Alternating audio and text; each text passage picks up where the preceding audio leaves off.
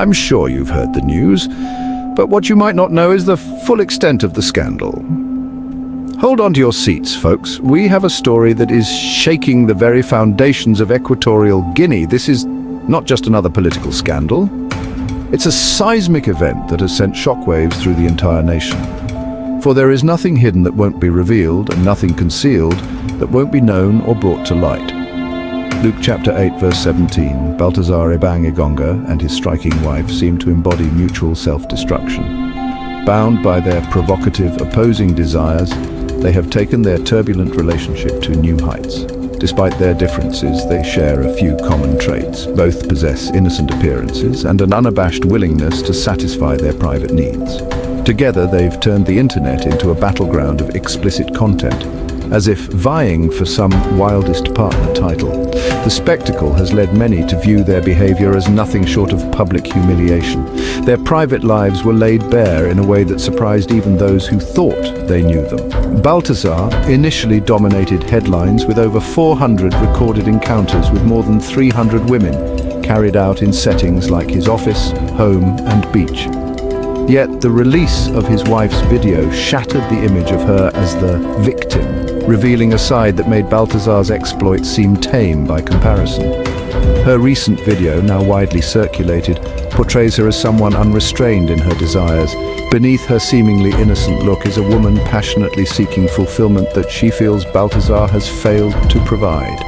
This pursuit has led her outside the marriage, revealing a longing for a hands-on, novel, and intense connection that her husband couldn't match. Although she is a mother to 6 of Baltasar's children, her yearnings for something fresh and unpredictable have led her to look elsewhere. Her video highlights her quest for satisfaction that goes beyond physical attributes or traditional intimacy, favoring novelty and attentive touch over Baltasar's unremarkable routine. Some say this mutual openness is a cultural norm in Equatorial Guinea, but the reality is more complex. Her video speaks of a woman driven by a need for something more exciting and experimental than Baltasar could provide. Ultimately, their relationship seems to be at an impasse, a situation where neither can win without changing course. Perhaps the only way forward is for both to cease their conflict, communicate openly, and work towards understanding each other's needs. A scandal of epic proportions has engulfed Equatorial Guinea, a country already grappling with numerous challenges. The nation is in turmoil as it tries to come to terms with the gravity of the situation. Over 400 explicit videos featuring Baltasar Ebang Engonga, a high-ranking official, have leaked online. These videos have spread like wildfire across social media platforms, causing an uproar that shows no signs of dying down. These tapes allegedly show Engonga involved with multiple women, including the wives of senior government figures. The implications are staggering, not just for Engonga, but for the entire political landscape of Equatorial Guinea. The scandal has ignited a firestorm of public outrage, with citizens demanding accountability and justice. Protests have erupted in major cities, with people taking to the streets to voice their anger and frustration. Engonga has been removed from his position, but the repercussions are far from over. His removal is seen as a necessary first step, but many believe it is not enough to address the deeper issues at play. The situation has raised serious questions about privacy, consent, and abuse of power. How could such sensitive material be leaked so easily? What does this say about the state of data security in the country? Critics argue that the government's response, installing security cameras and increasing personnel, misses the root issues. They emphasize the need for strong data protection laws and a clear stance on informed consent. Without these, they argue, the country is vulnerable to further breaches of privacy. This scandal is more than just a juicy headline.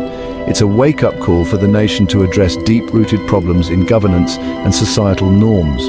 The conversations happening in cafes, homes, and the parliament are a testament to the widespread impact of this event. Stay tuned as the story unfolds. We will continue to bring you the latest updates and in-depth analysis on this developing situation.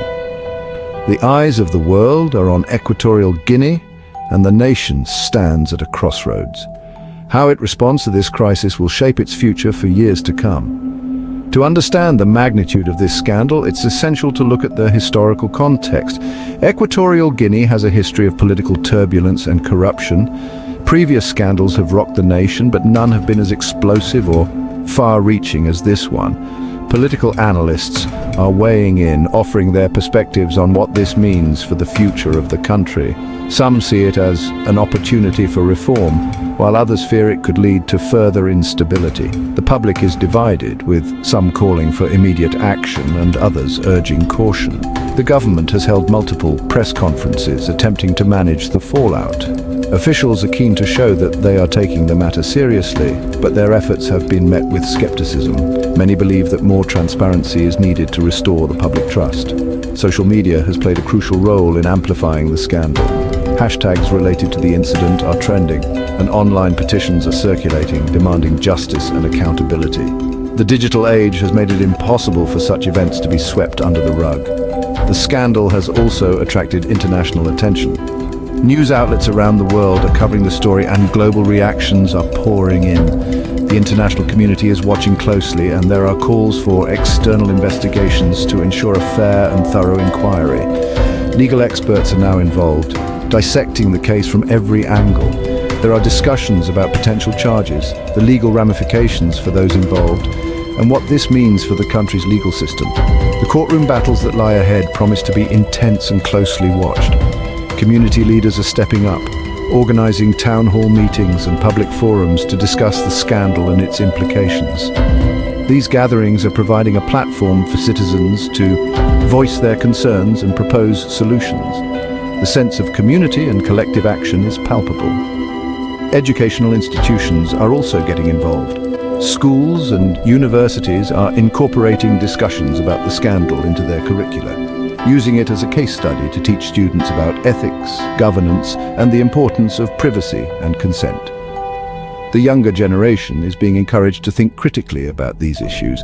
Religious leaders are not staying silent either. They're addressing their congregations, calling for moral reflection, and urging their followers to stand up for justice and integrity. Faith-based communities are playing a significant role in the national conversation. The arts community is also responding. Artists, musicians, and performers are using their platforms to comment on the scandal, creating works that reflect the public sentiment and call for change. Art has become a powerful medium for expressing the collective outrage and hope for a better future. Amidst all this turmoil, life goes on in Equatorial Guinea. The natural beauty of the country remains, and people continue with their daily routines. But the shadow of the scandal looms large, and the desire for change is evident in every corner of society. As we continue to follow this story, we will bring you the latest developments and expert insights. This is a pivotal moment for Equatorial Guinea, and the world is watching. Stay with us as we navigate through this complex and evolving situation. The journey towards justice and reform is just beginning.